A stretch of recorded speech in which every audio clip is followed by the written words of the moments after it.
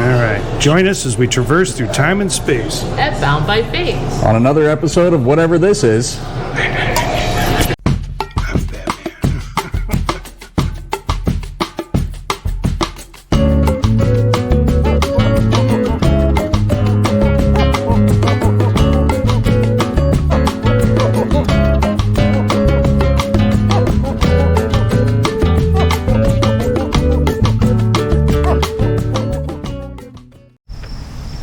Thank you, GoPro.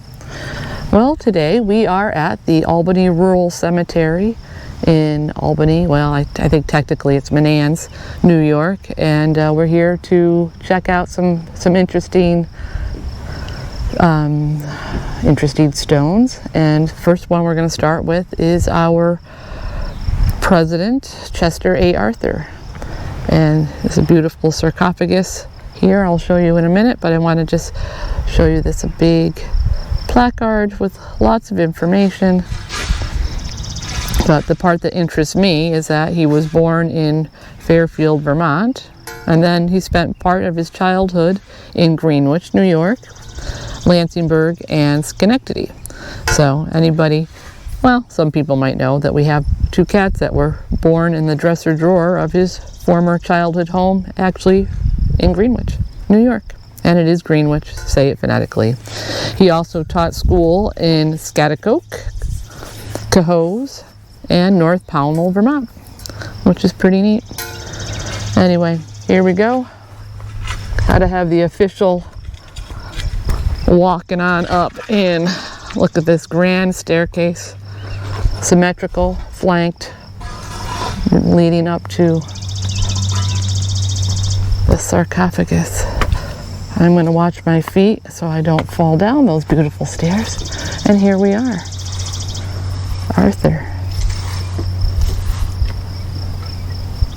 And people have left coins for our president. And then we have our angel with her leaf. She's getting a beautiful patina. She lays a palm upon the grave of Chester A. Arthur, 21st President of the United States, born in 1830 and died 1886. And over here is another pretty interesting stone. These are for the children. And it's a long cross.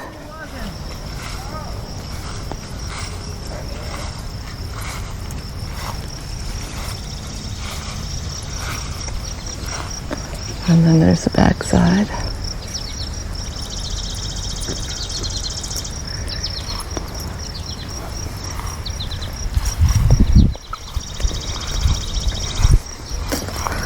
It looks like something was happening here. It's not here anymore.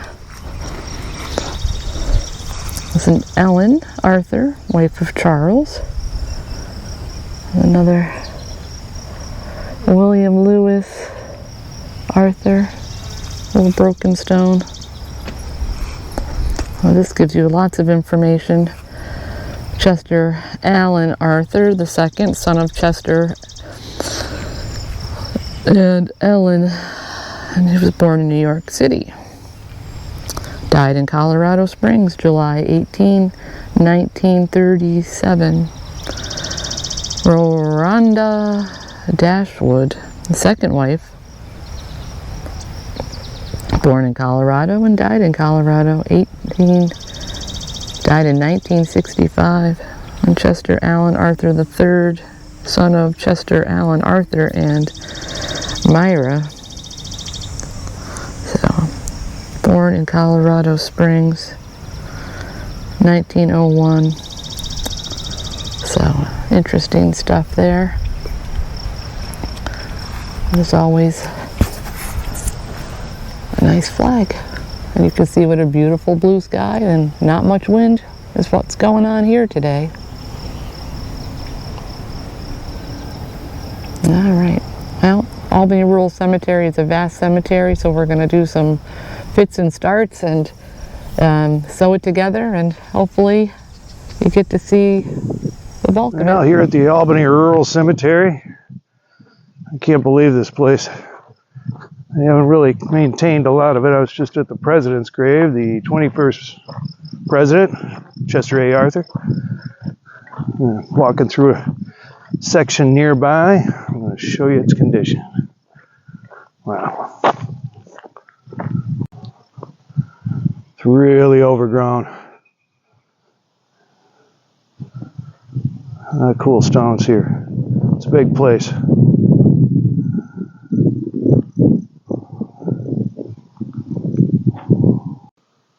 This vault was open the last time I was here, but they blocked it up. So I want to see if I can take a look inside. All right, we're up on the... You can see... Okay, it's not open. They're within the wall, but there's names on that. I can't read them, but there they are. Okay. All right. Well, here we are. I'm wading in. Luckily, it's not too deep. This is where they put all the gravestones, all the old ones. Brought them up here.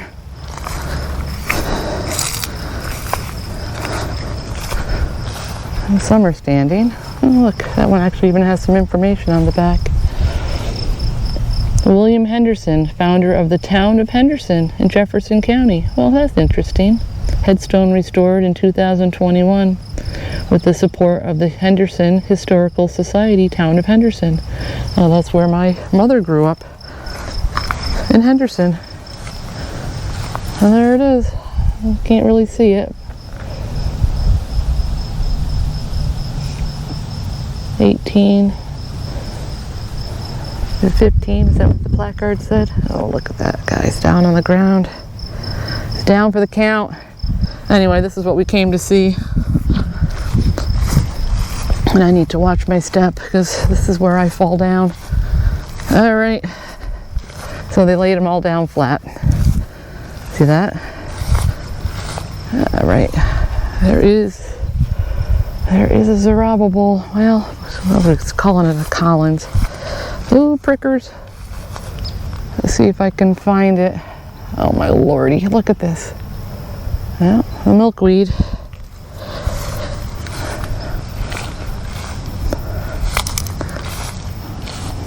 It's in here somewhere. Some creeping time. All right. Yep. Obscured, obscured, obscured, obscured.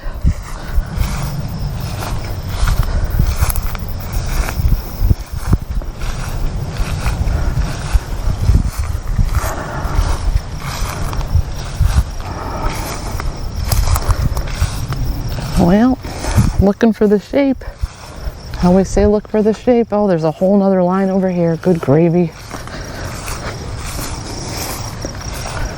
I'm gonna have to do a major tick check.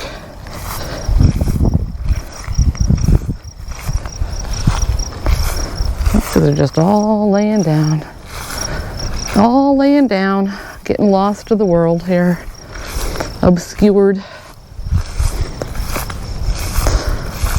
Scrubbed clean by Mother Nature. And I'm still not finding what I'm looking for. But it could be that it's so overgrown now. When we were here many years ago, these are sandstones. Even easier for Mother Nature to obscure. And we did find one face, the one face, and it could have been a James. A little double face with something living underneath it. Well, double urn, double willows. Well, we'll just keep looking. Perhaps it'll jump out at me. Perhaps it will not.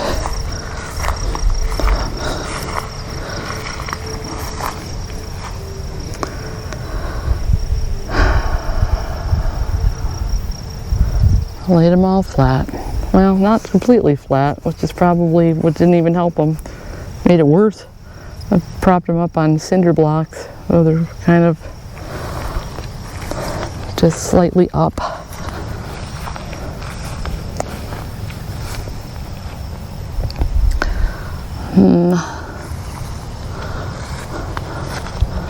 I think that was it.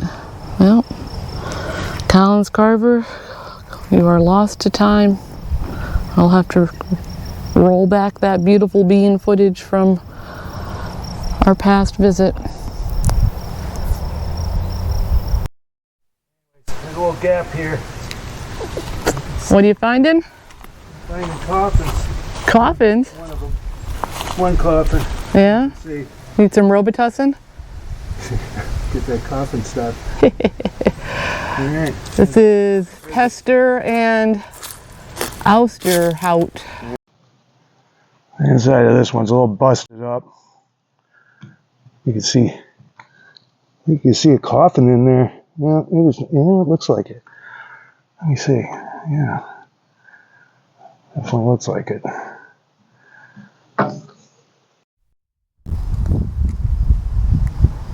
This is the Corning family plot. The Cornings played a long history in Albany. Being the mayor, Erastus Corning II was the mayor for a whopping 11 terms. Mayor for life, they called him. And, you know, all the other Corning, what do you think of Corning ware, right? They were big in the railroad. And this is where they're buried, over here. This interesting patinaed stone, perhaps not a stone, a copper, love to say. I never waited for thy salvation, O Lord. Neat. I wonder what it's made of. Well, it seems to be made of copper. On some beautiful granite. And just also want to give a little pan here. A beautiful spot up on the hill, and you can see off into the Hudson River Valley.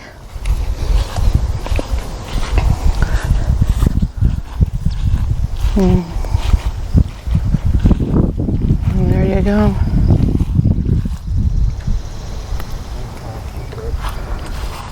Alright, well, let me get this up to look.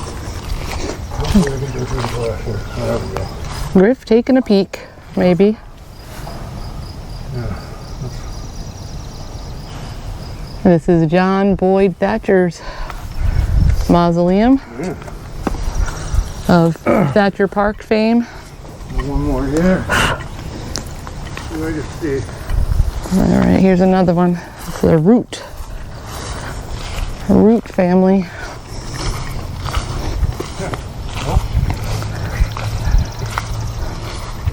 Not happening, huh? Ah. Yeah, sometimes that's the way it goes. Look at that. Big monument. That's almost as tall as those old pine trees.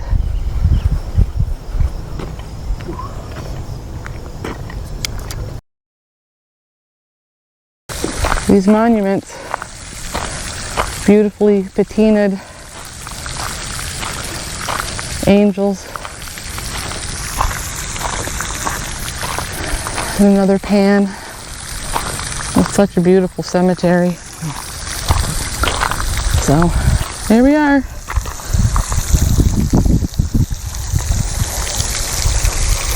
No fish. No peeling paint. So, we're going to reflect and contemplate. A good place to do it.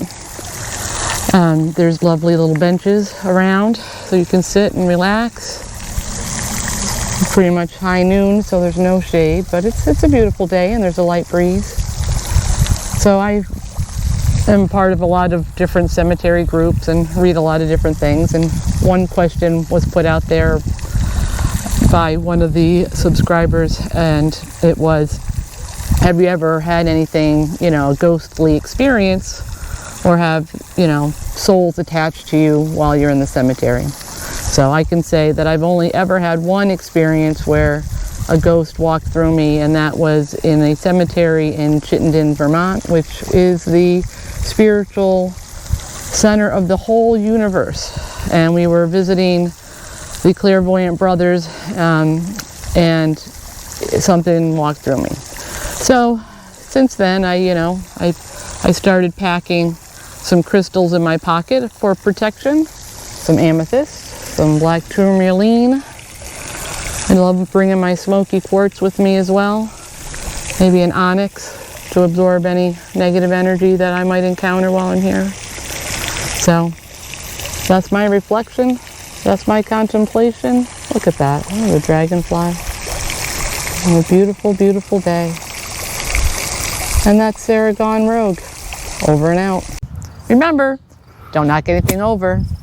Ooh, and replace your divots. Yikes.